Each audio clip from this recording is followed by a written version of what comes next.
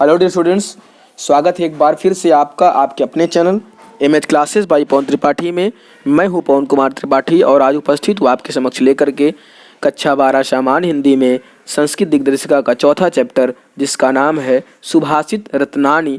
और इसमें सुभाषित रत्नानी को हम लेकर आपके सामने उपस्थित हुए हैं। आशा करते हैं कि वीडियो आपको पसंद आएगा। अगर अभी तक आपने हमारे चैनल को सब्सक्राइब नहीं किया है, हमारे चैनल को सब्सक्राइब करें, लाइक करें, शेयर करें और बेल आइकन को हिट करना ना भूलें, ताकि हमारे चैनल के सभी वीडियोस की सबसे पहले नोटिफिकेशन आप तक पहुंच सके। तो चलिए आइए शुरू करते हैं सुभाषित रत्नानी के बारे में। तो सुभाषित रत्नानी का मतलब सबसे पहले जान लेते हैं कि सुभाषित का मतलब होता है सुंदर भाषा वाली, अर्थात नैतिक मूल्यों वाली उक्तियाँ, मतलब सुंदर उक्तियों वाली जो है, जो रत्न से परिपूर्ण है। तो उसके बारे में हम आपको इसका संपूर्ण व्याख्यान आपके सामने रखते हैं। तो इसको सुभाषित रत्नों का संकलन भी कह सकते हैं। इसमें पहला श्लोक क्या है? भाषा सुमुख्या मधुरा दिव्या गिरवाण भारती तस्या ही मधुरम काव्यम तस्मादपि सुभाषितम। इसमें कहा गया है भाषा सुमुख्या, भाषाओं में मुख्य, मधुर और दिव्य, अलौकिक क्या है? गिरवाण भारती अर्थात संस्कृति है। तो संस्कृत भाषा जो है भाषाओं में मुख्य, मधुर और दिव्य है। तस्या ही मधुरम, तस्या माने उससे, ही माने ही, उससे भी मधुरम माने मधुर, काव्य माने काव्य, उससे भी मधुर क्या है? काव्य है। और तस्मादपि, तस्मादि अपि, तो उससे भी सुभाषितम, सुक्तियां हैं। तो भाषाओं में मुख्य, मधुर और दिव्य ये संस्कृत भाषा देव भाषा संस्कृति है। उससे भी मधुर काव्य है और उससे भी मधुर क्या है? सुक्तियां हैं। सुखार्थिना कुतो विद्यार्थिना सुखम, सुखार्थी वा त्यजेत विद्याम, विद्यार्थी वा त्यजेत सुखम। अब यहाँ पर देखिए कहा गया है कि सुखार्थिना, सुख अर्थी, तो सुख की जो इच्छा रखता है, सुख का जो अर्थी है, सुख की जो है रथ पर जो सवार होने वाला है, अर्थात सुख की इच्छा करने वाला जो है। कुतो माने कहाँ? विद्या माने विद्या। तो सुख की इच्छा करने वाले को विद्या नहीं है। और कुतो विद्यार्थी ना सुखम, और विद्या की इच्छा करने वाले को कभी सुख नहीं है। सुखार्थी वा त्यजेत, वा माने जो सुखार्थी है, जो सुख चाहने वाला है। त्यजेत विद्याम, त्यजेत माने त्याग कर देना चाहिए, विद्याम माने विद्या का। तो जो सुख को चाहने वाला है उसको विद्या का त्याग कर देना चाहिए। और विद्यार्थी वा त्यजेत सुखम, और जो विद्या चाहने वाला है उसको सुख का परित्याग कर देना चाहिए। चलिए आगे देखे हैं। जल बिंदु निपातेन क्रमशः पूर्यते घटा, न साहेतु सर्वविधानाम धर्मस्य च धनस्य च। जल बिंदु निपातेन, निपातेन मतलब होता है गिरने से, क्रमशः माने लगातार। तो बिंदु माने बूंद बूंद, तो बूंद बूंद जल के लगातार गिरने से पूरते घटा, घटा माने घड़ा, पूरते माने भर जाता है। तो बूंद बूंद जल के लगातार गिरने से घटा क्या हो जाता है? भर जाता है। सा माने यही, हेतु माने कारण है, कि सर्व विद्यानाम धर्मस्य च धनस्य च, और यही कारण है कि समस्त विद्याओं, धर्म और धन धीरे धीरे ही प्राप्त होते हैं। कैसे? कि यही कारण है कि सर्व विद्या नाम सभी विद्याएं, धर्मस्य धर्म, च धनस्य और धन धीरे धीरे ही प्राप्त होता है, इकट्ठा कभी प्राप्त नहीं होता है। जिस प्रकार एक घड़ा धीरे धीरे बूंद बूंद से लगातार पानी गिरने से भर जाता है, उसी प्रकार सभी विद्याएं, धर्म और धन भी धीरे धीरे करके प्राप्त होते हैं। काव्य शास्त्र विनोदेन कालो गच्छति धीमताम, व्यसनेन च मूर्खाणाम निद्रा कलहेन वा। काव्य शास्त्र विनोदेन, विनोद माने होता है आनंद।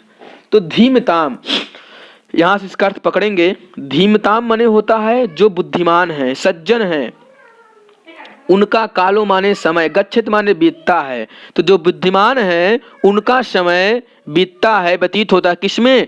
काव्य शास्त्र विनोद, काव्य शास्त्र के आनंद में। तो जो बुद्धिमान व्यक्ति होते हैं उनका समय काव्य शास्त्र विनोद में बीतता है। अब व्यसनेन चा मूर्खाणाम, और जो मूर्ख होते हैं उनका समय व्यसन में अर्थात बुरी आदत में, निद्रा माने नींद में, कलहेन माने ईर्ष्या में व्यतीत होता है। तो जो बुद्धिमान होते हैं उनका समय काव्य शास्त्र विनोद में अर्थात काव्य शास्त्रों की चर्चा करने में, उसके आनंद में व्यतीत होता है। और उसके विपरीत जो मूर्ख लोग होते हैं उनका समय बुरी संगत में, नींद में और कलह में, दूसरे से ईर्ष्या में व्यतीत होता है। न चौरहार्यम न व च राज्यहार्यम न भाति भाज्यम न च भार करी व्यय कृते वर्धते व नित्यम विद्याधनम सर्वधनम प्रधानम। तो विद्या धर्म सर्वधर्म प्रधानम, विद्या रूपी जो धन होता है सभी धनों में प्रधान होता है, श्रेष्ठ होता है। न चोर हारम, चोर हार, हार माने हरना, तो न चोर हार सकता है अर्थात न चोर चुरा सकता है, और न चा राजहारम, और ना ही राजा हार सकता है, छीन सकता है। न चोर चुरा सकता है, न चा राजा चुरा सकता है, न चा राजा छीन सकता है। न भ्राति भाज्यम, भ्राति माने भाई, भाज्यम माने बांट सकता है, ना ही भाई बांट सकता है। और न चा भार करी, और ना ही इसका कोई भार होता है। किसका? विद्या का। विद्या को ना कोई चोर चुरा सकता है, न राजा उसको छीन सकता है, न भाई बांट सकता है, और न उसका कोई भार होता है। व्यय कृते, व्यय माने खर्च, कृते माने करने से, तो खर्च करने से वर्धत बढ़ जाती है, एवं माने यह, नित्यम माने प्रतिदिन। तो यह जैसे जैसे खर्च होती है वैसे वैसे नित्य प्रतिदिन बढ़ती चली जाती है। और विद्या धनम सर्वधनम प्रधानम, विद्या रूपी जो धन होता है सभी धनों में क्या होता है? श्रेष्ठ होता है। परोक्षे कार्य हंतारम प्रत्यक्षे प्रियवादिनम वर्जये तादृशम मित्रम वृषकुंभम पयोमुखम। अब यहाँ पर देखिए कि परोक्षे माने पीठ पीछे, कार्य हंतारम आपके कार्य को बिगाड़ने का प्रयास करते हैं। जो लोग कार्य माने कार्य हंतारम माने हंत करना, हनन करना, नष्ट करना, तो जो लोग आपके पीठ पीछे काम को बिगाड़ने का प्रयास करते हैं, प्रत्यक्ष, प्रत्यक्ष माने सामने, प्रियवादिना, प्रियवादिनम माने वादिनम माने बोलते हैं, प्रिय माने मीठा। तो जो आपके पीठ पीछे आपके काम को बिगाड़ने का प्रयास करते हैं और आपके समक्ष मीठा बोलते हैं, वर्जयत, वर्जय मतलब होता है वर्जित कर देना चाहिए। एतादृशा, इसमें 3 शब्द है, वर्जय एतादृशा। तो इस प्रकार के जो मित्रम माने मित्र हैं उनको वर्जित कर देना चाहिए। और विष कुंभम पयोमुखम, यह उसी प्रकार है जिस प्रकार किसी घड़े में, विष कुंभम विष रूपी घड़े में, वो घड़ा तो विष से भरा होता है लेकिन उसके मुख पर क्या होता है? पयो, पयो माने अमृत। तो जो पीठ पीछे हमारे काम को बिगाड़ने का प्रयास करता है, सामने मीठी वाणी बोलता है, यह उसी प्रकार होता है जैसे विष रूपी घड़े के ऊपरी सिरे में, मुख में जो है अमृत भरा होता है। तो हमें इस प्रकार के मित्र का परित्याग कर देना चाहिए। उदेति सविता ताम्रस्ताम्रः एवास्तमेति चा संपत्तौ चा विपत्तौ चा महतामेक रूपता। उदते, उदय होते हुए, सविता माने सूर्य, ताम्र माने तांबे के समान होता है। जब सूर्य उदय होता है तो वह किसके समान होता है? तांबे के समान होता है। अस्ति ताम्रम एवास्तमेति, एवा अस्तमेति, और यह अस्त होते हुए भी ताम्र, तांबे के समान होता है। तो जब सूर्य उदय होता है तब भी तांबे के समान होता है, तांबे के रंग का होता है, और जब वो अस्त होता है तब भी तांबे के रंग के समान होता है। अर्थात सूर्य दोनों ही स्थितियों में समान होता है, उदय होते हुए समय और अस्त होते समय भी। उसी प्रकार महता में एक रूपता, जो महता माने जो सज्जन व्यक्ति होते हैं वह भी संपत्तो चा विपत्तो चा, सम मतलब अच्छे समय में और विपत्ति माने कष्ट के समय में भी एक ही होते हैं, उनका भी रूप बदलता नहीं है। सुख और दुख दोनों में समान स्थिति में वो रहते हैं। विद्या विवादय धनम मदाय शक्ति परेशान परपीडनाय खलस्य साधो विपरीत में तज्जनाय ध्यानाय चारक्षणाय। विद्या विवादाय धनम मदाय, इसका अर्थ यहाँ से लगाएंगे खलस्य। खलस्य जो दुष्ट होते हैं, जो असज्जन होते हैं, उनकी विद्या विवादाय, विवाद के लिए होती है। उनका धनम माने धन, मदाय माने मद के लिए होता है, अहंकार के लिए होता है। शक्ति, उनकी जो शक्ति होती है, परेशान माने दूसरों को, परपीड़ना माने कष्ट देने के लिए होती है। तो जो दुष्ट होते हैं उनकी विद्या विवाद के लिए, धन अहंकार के लिए और शक्ति दूसरों को परेशान करने के लिए होती है। और साधो हो जो सज्जन होता है, विपरीत एत, एत माने इनके विपरीत माने विपरीत होता है, उसकी विद्या ज्ञानाय दानाय च रक्षणाय, तो उसकी विद्या दान के लिए, ज्ञान के लिए और दूसरों की रक्षा करने के लिए होती है। जो दुष्ट व्यक्ति होता है उसकी विद्या विवाद के लिए, उसका धन अहंकार के लिए और उसकी शक्ति दूसरों को परेशान करने के लिए होती है। और जो साधु होते हैं वो इसकी विपरीत होते हैं, उनकी विद्या दान के लिए, उनका धन उनकी विद्या ज्ञान के लिए, उनका धन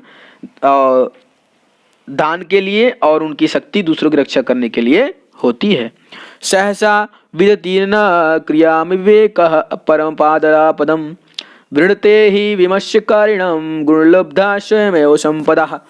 तो सहसा माने अचानक, विधित माने करना, न माने नहीं, अब क्रियाम माने कार्यों को, अचानक से हमें किसी कार्य को करना नहीं चाहिए। अविवेक कहा क्योंकि अविवेक से बिना सोचे समझे किया गया कार्य परम आपदा, बहुत बड़ी आपदा, बहुत बड़े कष्ट का पदम माने कारण होती है। तो हमें अचानक से बिना विचार की किसी भी कार्य को करना नहीं चाहिए, क्योंकि बिना विचारे किया गया कार्य हमारे लिए बहुत बड़े संकट का कारण बन सकता है।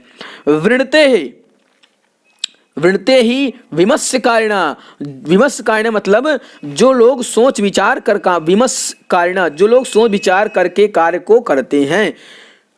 गुण लब्धा संपदा, गुण को, सभी गुणों को प्रदान करने वाली संपदा माने लक्ष्मी। स्वयमेव स्वयं ही, वृणते ही माने उसका, वृणते माने वर्ण कर लेती है।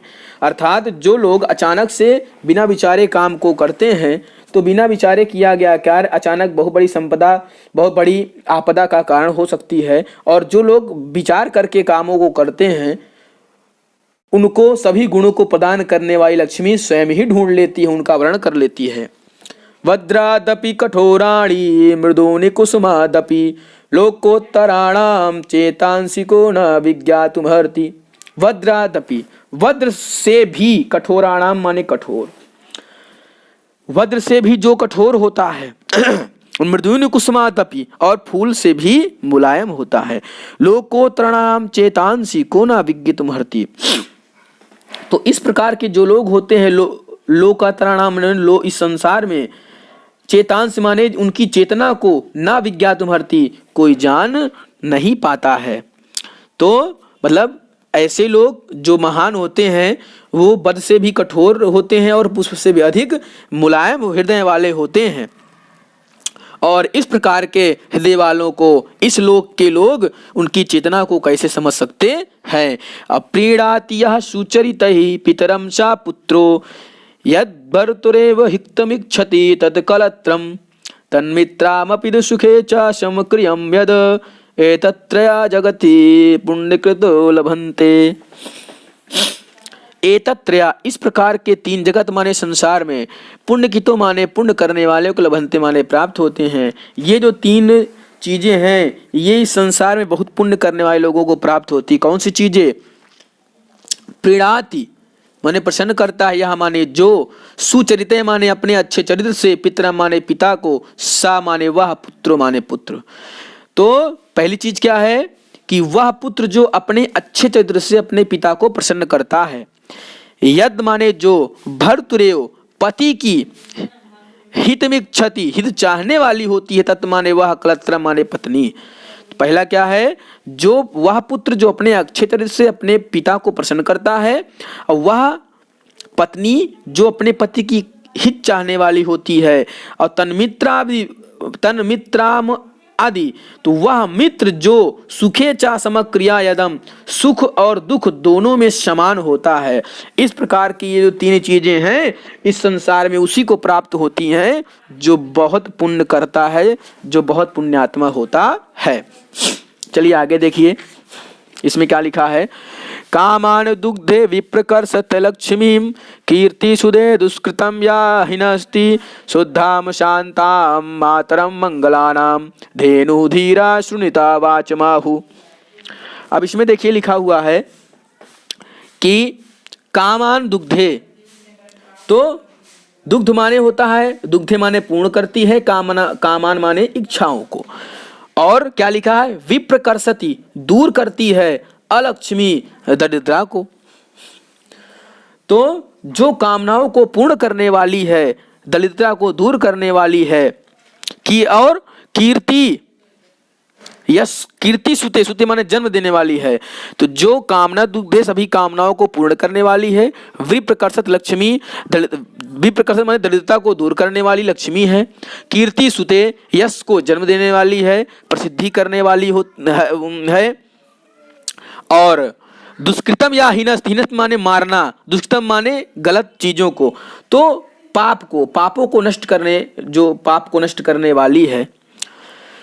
शुद्धाम शांताम मातरम मंगलानाम, जो शुद्ध शांत और सभी मंगलों की माता है, सभी मंगल कार्यों की क्या है, माता है, सभी समस्त जो है जन कल्याण वाले कार्यों की जो माता है, ऐसी सत्य और सरल वाणी को धैर्यशाली लोग गाय के समान कहते हैं। क्या, धेनु धीरा शुणता वाचमाहु, वाच माने वाणी को, आहु माने इस प्रकार की।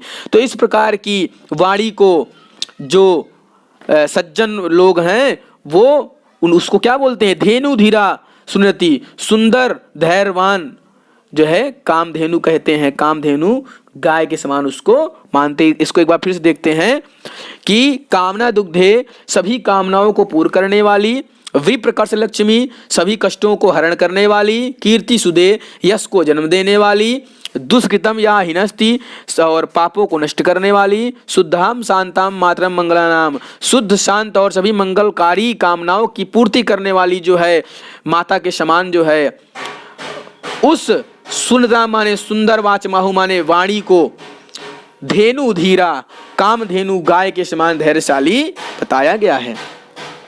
फिर क्या लिखा देखिए आगे,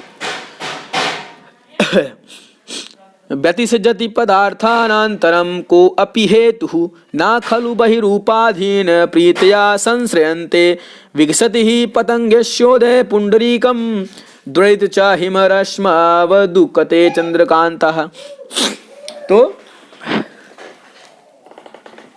इसमें देखते हैं कि व्यतिसज्जति माने मिलाता है, पदार्थान माने पदार्थों को, आंतर हेतु माने आंतरिक कारण से, बहिरूपाधीन मतलब होता है बाह्य कारणों पर, और पतंगस्योदय माने सूर्य के उदय होने पर, पतंग सूर्य को कहा गया है। पुंडरीक माने कमल, हिमरस माने शीतल करने वाला।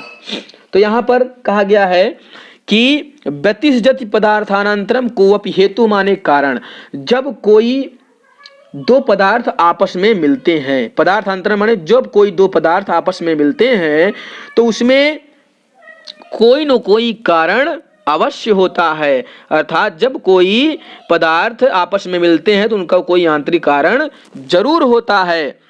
और न खलु बहिरूपाधीन प्रीत्या संश्रयन्ते, तो मैंने अभी आपको बताया बहिरूपाधीन मतलब बाह्य कारणों पर, तो प्रीति निश्चय ही बाह्य कारणों पर आश्रित नहीं होती है।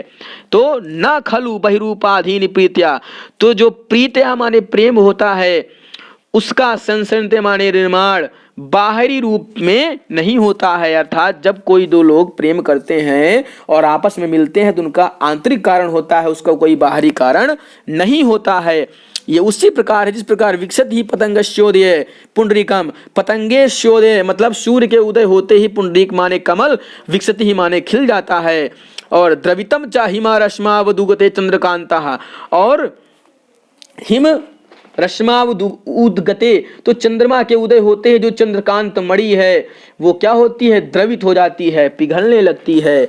तो ये उसी प्रकार है जिस प्रकार सूर्य के उदय होते ही कमल खिल जाता है और चंद्रमा के उदय होते ही चंद्रकांत मणि पिघलने लगती है। हिमालय पर जो चंद्रकांत मणि होती है वो क्या होती है, पिघलने लगती है। इसका अर्थ एक बार फिर से देखते हैं कि जब कोई दो प्रेम करने वाले पदार्थ आपस में मिलते हैं तो उसका आंतरिक कारण कोई न कोई आंतरिक कारण होता है, कोई बाहरी कारण नहीं होता है। उसी प्रकार जिस प्रकार सूर्य के उदय होते ही कमल खिल जाता है और चंद्रमा के उदय होते ही हिमालय पर चंद्रकांत मणि पिघलने लगती है। आगे देखिए, निंदन्तु नीत निपुणा यदि वा स्तवन्तु लक्ष्मीः समाविशतु गच्छतु वा यथेष्टम् अद्यैव वा मरणमेस्तु या युगान्तरे वा न्यायात् पथ प्रविचलन्ति पदम न धीरः। जो नीति निपुण लोग होते हैं, जो नीति निपुण लोग होते हैं, निंदतु या यदि वस्तुवन्तु, तो जो नीति निपुण लोग होते हैं उनकी अगर कोई निंदा करता है या स्तुति करता है, जो नीति निपुण लोग होते हैं, सज्जन व्यक्ति होते हैं, अगर उनकी कोई निंदा करता है अथवा स्तुति करता है, लक्ष्मीम समाविष्टा गच्छुत या यथेष्टाम, लक्ष्मी ये गच्छतु माने जाती है, वा अथवा यथेष्टम आती है, समाविष्टा तब भी समान रहते हैं। ऐसे व्यक्ति जो नीति निपुण है, सज्जन हैं, वो क्या करते हैं, अगर उनकी कोई निंदा करता है तब भी उसी तरह रहते हैं उनकी स्तुति करता है तब भी उसी तरह रहते हैं। लक्ष्मी आती है अथवा जाती है, वो समान स्थिति में रहते हैं। अद्यैव वा मरणमस्तु युगान्तरे वा, चाहे आज उनकी मृत्यु हो जाए अथवा युगों के बाद हो जाए, न्यायात पथ न्याय के पथ से प्रविचलंती चलते हुए पदम न धीरः, इस प्रकार के लोग अपने धैर्य को कभी भी नहीं छोड़ते हैं। जो धैर्यशाली लोग होते हैं अपने न्याय के मार्ग से कभी भी हटते नहीं है। ऋषियो राक्षसी माहु वाचन्मुक्त दृप्तयो सा योनि सर्ववैराणाम साही लोकस्य निरते। अब इसमें से देखिए कि उन्मत्त माने होता है मत वाले, वाचम माने वाणी को, राक्षसी माहु माने राक्षसी कहा है, योनि माने जन्म देना और निरति माने विपत्ति। तो ऋषियों ने उन्मत्त और अहंकारी पुरुषों की वाणी को राक्षसी कहा है। ऋषियों ने राक्षसी माहु राक्षसी कहा है। वाचान्मुत्ते दृप्त्योः, तो वाच माने वाणी को, उन्मुत्त और दृप्त्योः अहंकार व आवेश, तो ऋषियों ने अहंकार और आवेश वाली वाणी को राक्षसी कहा है। और सा माने जो, योनि सर्ववैराणाम सा ही लोकस्य निरति, तो सा योनि इस प्रकार की योनि में जो जन्म लेता है, सर्ववैराणाम सभी से बैर करता है, झगड़ा करता है, ही लोकस्य निरति वह संसार को क्या कर देता है, बर्बाद कर देता है, संसार को विपत्ति में डाल देता है। अर्थात जिसकी वाणी अहंकारी होती है और आवेश में होती है, आवेश वाली होती है, उसको ऋषियों ने राक्षसी जो है वाणी कहा है। और वह समस्त वैरों को जन्म देने वाली होती है। सा योनि मान जब वह जन्म देने वाली होती, सर्व वैराणाम सभी प्रकार के झगड़ों को और संसार को नष्ट करने वाली होती है। इस प्रकार से प्यारे बच्चों, हमने आज आपके सामने सुभाषित रत्नानी का संपूर्ण 15 श्लोकों का व्याख्यान प्रस्तुत किया। आशा करते हैं कि आपको समझाने में सफल होऊंगा। तब तक क्लेश वैश्विक महामारी में अपने घर पर रहें, सुरक्षित रहें, अपना अपने परिवार का ध्यान रखें। जय हिंद, जय भारत।